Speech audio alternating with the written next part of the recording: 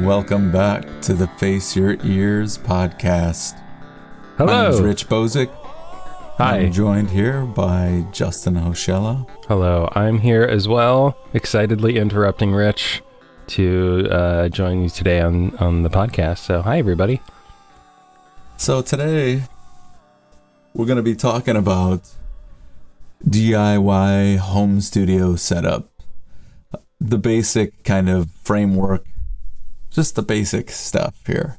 Yes. And I'm hoping we can dive a little bit into some history here about our own setups and how it's evolved and the humor involved in that. Yes.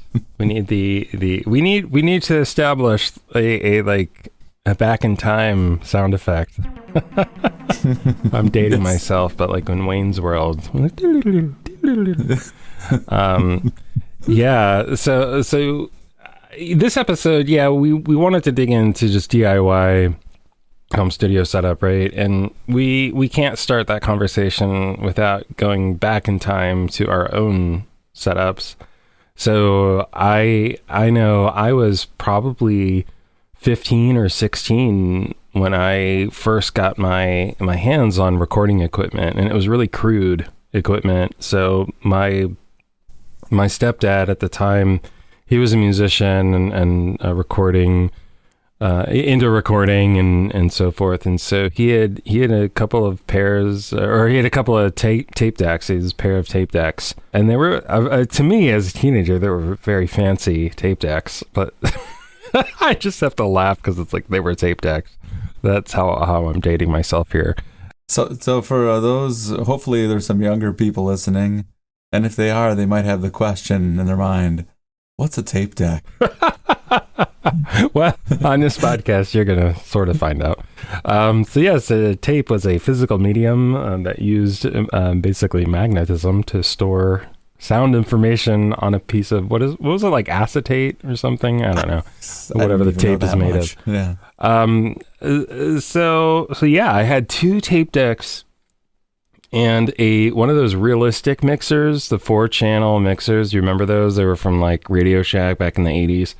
Is it like used in conjunction with your like home stereo setup? I don't remember exactly how it was set up, but like basically like one tape deck was recording or playing onto the other.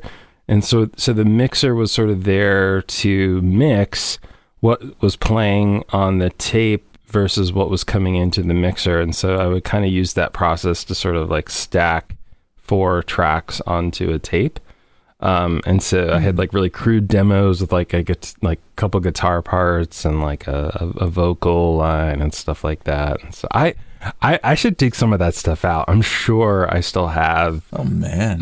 Some of those tapes. Do you have a way to play it?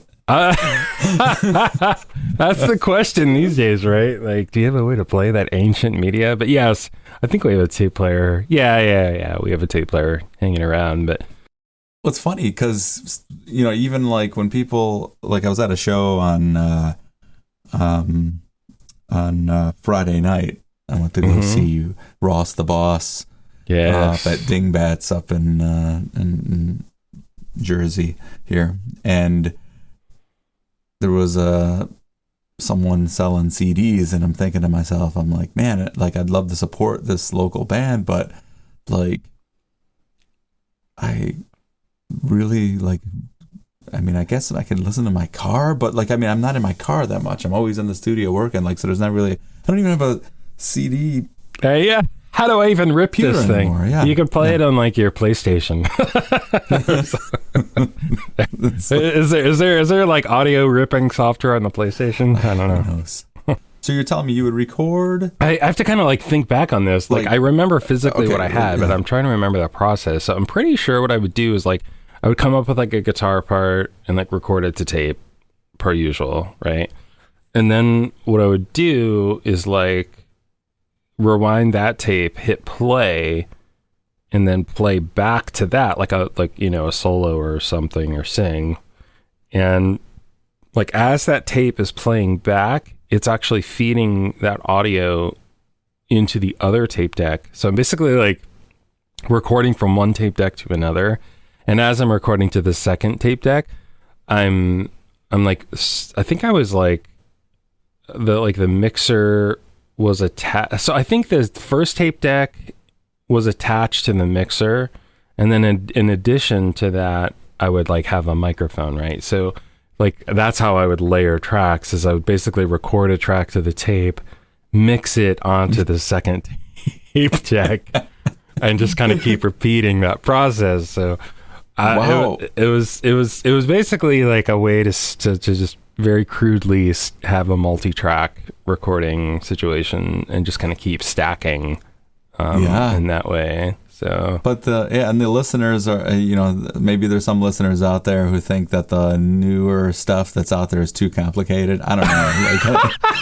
Like, it's true. Like I'm having trouble like trying to like figure out in my head, like, how did I do that? Because I know I did it. But Yeah. I'm very curious, like, what did you do? Like, I know you about that same age were recording as well, like a teenager. Like, what was your setup like? Well, you actually had an advanced setup compared to what I was using. I remember, like, in the bands I was in at that time, what we would do, we'd set up in my buddy's basement, and we would position a boombox. We position a boombox in the room. For our younger listeners, Rich, what, pray tell, is a boombox? Picture a Bluetooth speaker that's about 20 times the size of your average modern day, like take the Beats pill thing, like that little, and multiply that by like 10 in size. And for the power efficiency, divide it by 10. Yes.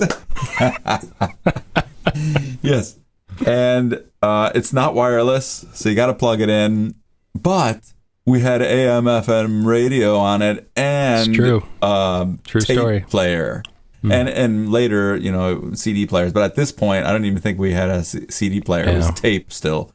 So, like, we would take the boombox, hopefully be able to find an outlet and a good spot where we could kind of position the boombox where we thought, okay, this is in a good place in the room where we'll kind of get a little bit of everything. So, This is kind of a central location. yes. And then I scoot the drum kit 5 feet to the right. and then we'd be like, all right, like, we would record and we'd listen back, and of course, inevitably, those mics and those boom boxes weren't equipped to handle like the loud sound that was coming out of our drum kit and speakers. And immediately, like, you'd hear like something that sounded like a song, like for the first like 2 seconds, and suddenly the volume would drop all of a sudden, and it would just be, you just hear drums basically, like. And so we thought of different solutions, like, well, let's put a pillow in front of it. Maybe the pillow will stop the Like a pillow in front of the drums, or no, the pillow in front of the boombox. Oh. We didn't have that many pillows laying around. We probably would have blocked the drum kit off too. Okay. So we do that, and then we're like, well, you know what? I have an idea. Like, and this actually was kind of revolutionary. Actually, Okay. We opened the door and we put the boombox outside the door. Okay. So that, like, you wouldn't get the drums like overriding the recording. So we would have the boombox outside of the room, and you'd get like at least enough of a recording where you could Hey, you get a feel for it, yeah, you pop it in your Walkman and you're like, oh yeah, and you could Yeah. enjoy it a little bit. But at that age, like, that must have been incredible, right? Yeah. To like walk around with your Walkman, another throwback, and like hear your song, like hear your band. Well, and I remember, like, what a mind-blowing experience was when later, the first time I got to use a 4-track recorder, which is like basically taking what you were doing and putting it all into one device. Rolls Royce. Yeah. All on one tape. It would take one tape and divide it up into the 4 tracks on the tape head itself. Right. But that was like where it went to. And then from there, I know then later, like, I remember collaborating with someone years later, and I used Cakewalk, the software Cakewalk with like a computer. I mean, it was just like, that was like mind blowing, like, to see it like all digital. So, and then, like, I'm assuming, like, for you, like, where did the leap go from what you're a home? I was just thinking, like, how did I go from 2 tape decks to where I am today. Yeah, I think that to put it all in context, so my recording journey started, it was about mid to late 90s, like 97-ish, 96. And then I got my first sort of digital setup, if you will, when I was in college. So about the year 2000, I got my very first computer, which was, at the time, it was a Power Mac G4 dual 450 megahertz, which at the time was like, whoa. But, comparing that to today, I think like my Apple Watch is significantly more powerful than that. So, but no, at the time it was a fantastic machine. And so I was in college at that time studying music technology, and my choice of software at that point in time was Cubase. So Cubase is a DAW, digital audio workstation, and I used that to record. At the time, I had eventually I think I got it was a Mia. It was like a card. So back in those days, it was really common to get like a card that you would put into your computer to actually feed audio into it. So that's what I did. So it was a very simple 2-in, 2-out audio card. So I installed that on my Power Mac, and I actually at one point had a pretty cool setup. It was a mixer. It was like an 8-channel mixer, and so I had a bunch of like synthesizers and mics and stuff plugging into my mixer, and then my mixer would plug into this sound card in my computer, and I would then feed all of that into Cubase, and get. That's when I first started to get into that world of digital recording, and it completely changed everything. I mean, it was just so far and away just better than the like 2 tape deck situation I'd been clunking along with. But yeah, well, that's like, I think that brings us kind of to the present here. I think we kind of live in a golden age of recording and recording technology. I mean, it's all going to improve, of course. I mean, I know there'll be someone listening being like, oh, it's going to, this is all, we're going to look back at this stuff, and as new stuff comes out and be, and be like, this is nothing compared to where, what we have now. And it's always the case. But like what I'm referring to, I guess, is the availability of recording technology on almost every device most of us may have already, like to have GarageBand on your phone and on your iPad, to be able to download Audacity for free if you're a PC user, and just be able to use this open source software for free that's can really get some good results for someone who's just starting out. And that's like where I feel I'm at. I feel like, I mean, I did all of these, primitive recording methods before, and a few years back I got my first like real rig, with an iMac, and I got a nice 16-channel interface and all that. I mean, and I'm still learning how to use all these things and really get it rolling to the point of where I can understand everything fully and all that. So it's a constant evolution and a constant journey. But I guess let me take it from this point of view. Like, you're the producer, you're the engineer. Let me ask you. So I'm just starting out.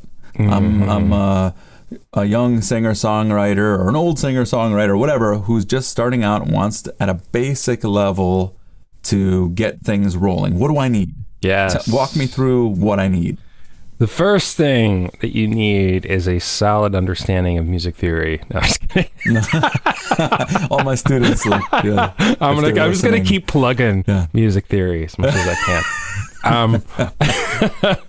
No, but seriously, I think that what's so interesting about the landscape today, and you touched on this, is that it's so ubiquitous. I think what's so funny about when we were starting is it was a very like home audio recording in and of itself was a very specific sort of niche thing, and it feels to me like today it's just sort of like everybody can do it, and it's just sort of varying degrees of how or where and all of that stuff. Because yes, you can do it anywhere. Like your voice memos app on your iPhone, right? So if you have a melody or a harmony like idea, you can just grab your phone and on the fly, boom, record it and play with that later. I think you bring up a good point. I forgot about that aspect. That I mean, I guess like my mind is always in like I'm trying to like get that masterpiece down and record that full song and get that going. We have these little apps and things like that you could use to just basically get an outline of an idea or archive an idea of some lyrics or a guitar riff or it's something. It's sort of the modern day equivalent of you and your GarageBand. Like we just want to capture it quick and dirty, just get a sketch of it down, right? Like in your phone, whether it's iPhone or Android, there's some kind of memo or recording app that you can use to just grab ideas in the moment. I think those are invaluable. I was actually going through my voice memos app the other day and I found 2 or 3 ideas and I'm like, oh, I forgot about this. I'm going to use this. But side note, always label your little voice memo recordings. Yes. Make sure when you are writing and you think of an idea, label it somehow. Like even if it's something ridiculous, something that will just get you to remember what it was. Because like those things add up. I got like, mountain of those starting to pile up. And the ones that just say new recording 1, new recording 2, new recording 3. Man, new recording 5 is fire. You gotta record that. Pro tip, actually, everybody, you can totally steal this from me. What I actually end up doing when I label my recordings is, because I often forget what the chord progression was. So what I'll do is I'll just simply name it what the chord progression was. I'll be like, okay, this is E flat, B flat, G, E flat, or something like that. Because then when I listen back, I'm like, oh, okay, I know what these chords are that I was playing. Makes it a little easier. So yes, definitely name them, and I recommend naming them the chord progression in a little more detail. More detail if you can. But yeah, I think at the heart of it, Rich, it's kind of like you were saying, like you got to get that sort of central sort of like hub of recording in your home, right? Well, what does that look like? And I think there are some pretty basic fundamental elements that you want to consider. So number one is a computer. And, that can be a Mac or a PC. I'm biased towards Mac. I used to work for Apple for 16 years, and I've used Apple computers basically my whole life. But one of the great advantages of using Apple computers is GarageBand, which is included with every single Mac. And it's professional recording software. It doesn't necessarily have all the whistles and bells that you might find in other software, but it has plenty to get you started, and it is more than enough to record and demo a song, and it is certainly more than a couple of tape decks. So that's kind of my main sort of recommendation when people are first getting started is look at getting a Mac within your budget, because that's the other great thing is that because Apple is making the hardware and the software, you don't have to spend $1 bazillion on like their top end computer. You can literally get like an entry level laptop or desktop computer that fits your budget, and GarageBand will still work incredibly well. But let's say someone does have a PC, or do they need do you need to get a crazy powerful PC? Can you what if I just want something basic, like nothing too crazy? Let's say I own a PC already. Like a Mac, I don't think you need to break the bank anymore, because the processing power of computers today in terms of capturing audio are, they're more than powerful enough. And so if you already have a PC, there's plenty of free or even like demo software available for PC users. Studio One, for example, or Cakewalk are a couple of great tools you can leverage and use. You can also get like light versions of software like Pro Tools Lite, which works on PC as well. We also mentioned Audacity, which is free. Mm-hmm. Yeah. It's like almost like a GarageBand equivalent for PC. Yeah. Either side of the fence, It doesn't really matter. It's zeros and ones. If you have a PC, that's great. If you have a Mac, that's great. But I would say if you're looking to purchase something, I would recommend a Mac, just because of the all-in-one kind of reliable nature of the Mac. But if you already have a PC, I would definitely check out things like Cakewalk or Studio One or Audacity.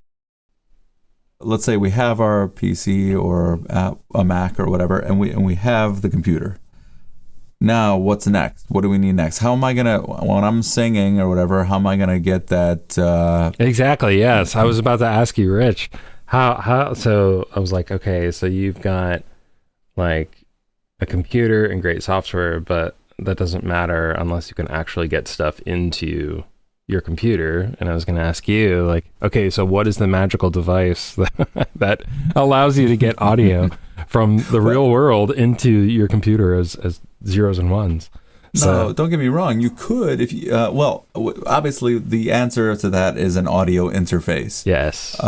Now, before I get into that, you could still, if you had GarageBand or some of these other softwares, you still could technically use the built-in microphone. You could. I mean, it's not going to get you the maybe the isolated sound, like saturated, isolated sound that you want by singing into a microphone directly, like a wired mic.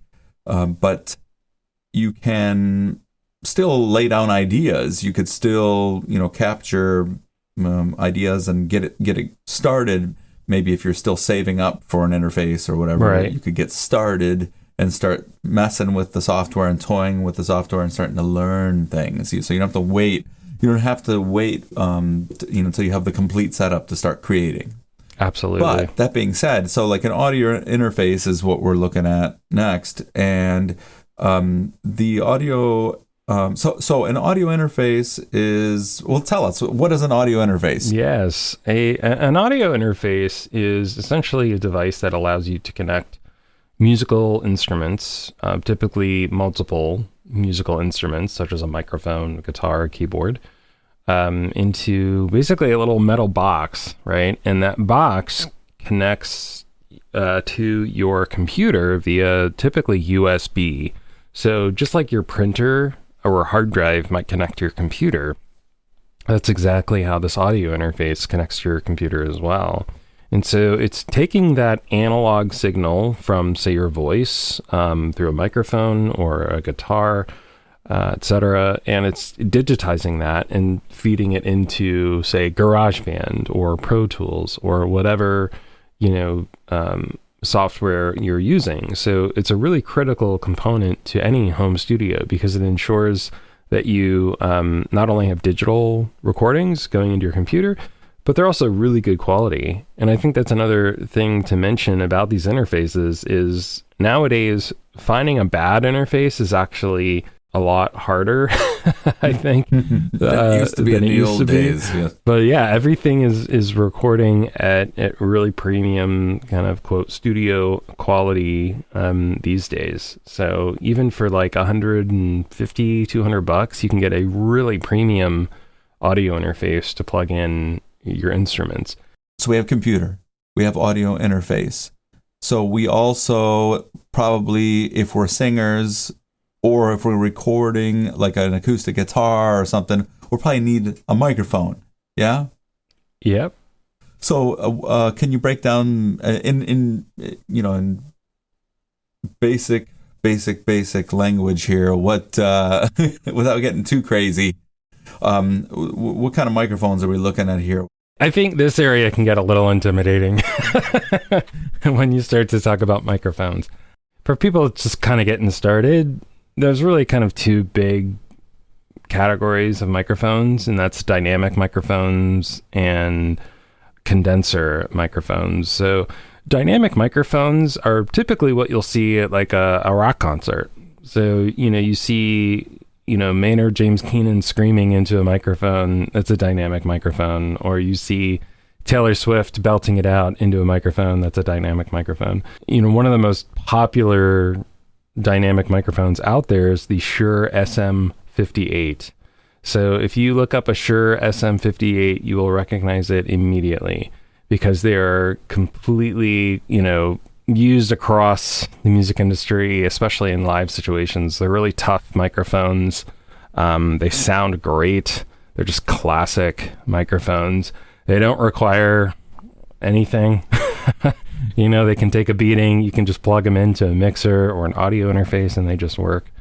However, there's also a condenser microphone, which is a little bit more delicate. It's like the upstairs, downstairs of microphones. So like the Shure SM58 or SM57 is like your downstairs, like workhorse. Like you can just do anything you want with it. But then upstairs is like your condenser microphone, and condenser microphones are much more delicate and sensitive. And so that's why you'll typically find them in studios. Like you're not going to typically find condenser mics for a live musician on stage, because they're going to pick up every little thing. And that's not really what you want. Condenser microphones is what we're using right now. You and I are using condenser microphones. And they typically require what's called phantom power, which sounds like a really cool band, but it's actually we gotta come up with a side band called Phantom Power. So basically, what that's going to do is provide 48 volts of power to the microphone just to make sure it's running and that you can record on it. And audio interfaces today, that's typically built in. 48 volt phantom power. It's usually like a little button on the front of your interface or something like that. Dynamic mics are pretty much a dime a dozen. Like they're very cheap. They're very common. But as you get into more sophisticated, nuanced condenser mics, they can become a little bit more pricey and expensive. Well, in this day and age, it's possible to even, I'm just seeing prices of some microphones out there. Yeah. To get a decent condenser mic that won't break the bank. But We'll get into all that in a future episode. Yeah. We just talk just about microphones a little bit. So we got the computer, we got the interface, we have the microphone now. And of course, we'll probably need some cables for those things, and we won't go into too much detail on that right now. But aside from that, what else do we need? Anything else? Yes. So you will definitely need headphones. And so it seems on the surface like headphones are like an optional thing. Oh, I can just do that later. But you need something on your ears, like whether it's iPhone earbuds or a very fancy pair of studio headphones, you need something to feed the audio into your ears so that it is not going into your microphone. That's the key, right? Especially if you're a singer, you have to make sure that you're breaking the connection between your playback, it's an accompaniment like a piano, guitar, whatever, and your microphone, like what you're recording into. When you are recording, like let's say you're writing your song, you wrote this amazing keyboard part, you recorded the keyboard part, and then you want to be able to play that back and sing over it. Basically, what will happen is you don't want it playing out of your speakers. You want to plug in your headphones, and then when you go to record your vocals, you cue it up to record, you will hear the playback of the keyboard sound or whatever it is that you recorded in your headphones, so you could sing over it, so you don't record it again over itself. Basically. Exactly. Yeah. Mm-hmm. You want to record sort of the bleed through is what it's kind of referred to. So like whatever's coming out of your speakers, you don't want it to bleed through into your microphone. So yes, that's a really great description of it. And another reason would be to listen back to what you just did. So like if you just recorded a few tracks of a few things and you want to just listen to it and hear it in detail, having those headphones will help you, listen back and pick out if you need to do something again. Yeah. And then one other thing that we could add to the setup, but it's not like a requirement from the get-go, are studio monitors, meaning speakers that you hook up to your interface that sit on your table or whatever on either side of your screen, so you could hear the sound in the room the way it would sound, outside of headphones. Because you'll get a different sound when you're listening to headphones versus the way it sounds in the room. Now, granted, look, when you're first starting, you could live with just the headphones in the beginning, I think that's almost more important because you need to be able to hear the isolated sound when you record over your tracks. Right. Whereas right. the studio monitors are kind of like when you could get to that point, to add that just, gives you another sound perspective of what you recorded. I think sometimes people miss the purpose or the point behind a pair of studio monitors. I think at a glance, it seems like, oh yeah, there's just speakers to listen to my song. And that's true. That's at a surface level, that is true. But the real intent of studio monitors is to provide you with what I would describe as a flat sound. So the problem with speakers, they're actually made to enhance the sound. That is not what you want in a recording situation, right? You want the unvarnished truth. Like if the bass is lacking, I want to know that, right? So that I can add maybe a little more bass to my sound. And this is where studio monitors are unique, or they're designed a little differently than say your consumer speakers that are out there, is they are designed to show you a very flat, transparent sound. That's why I think getting a pair of monitors and just sort of understanding the difference between computer speakers and monitors is really important for people getting started. And if you have a pair of computer speakers, cool, like that's fine. And I'm just sort of outlining this to say the difference between the two. And so, if you're looking to sort of expand or really set up that home studio environment, I think it's an important distinction to make. And there's definitely studio monitors out there that are affordable, and there's certainly professional ones that'll break the bank, but there's certainly something for everybody's budget out there. Yes. So there we go, guys. We have just talked about the basic DIY home studio setup and a little history of our own setup. So we hope to get into some more detail in the future episodes about each component and just talk, some more finer points about each component from our perspective. And look, with all of this stuff that we're putting on this podcast here, this is just from our experience, things we've picked up, and just our opinion on things. I'm sure there's people out there who can talk about, each individual, interface and why, this one's better than that one or whatever. And that's great. And that's great that info is out there, but we're trying to do it as a more like kind of neutral. I feel like we're the Switzerland of DIY audio right now. Like we're trying to be as neutral as possible, even though I've already expounded my love of Apple and Mac. But anyway. We'll get more into that later. We'll unpack that later. We'll see what's going on there. Plenty to unpack, yes. But thank you very much, everyone. Thank you, Justin. Yeah. Good info, man. I look forward to the next episode here. You're welcome. I feel like I had to hold back on this episode, so I'm glad I sensed it. Glad we'll be able to unpack more and dive into some of the details around this cool stuff. So I appreciate the conversation, Rich, as always. And thanks, everyone, for joining us in this episode of Face Your Ears. We'll catch you next time. Thank you for listening to the Face Your Ears podcast. If you found this episode entertaining and informative, be sure to share and leave a review. Also, check us out on social media and be sure to like, comment, and subscribe.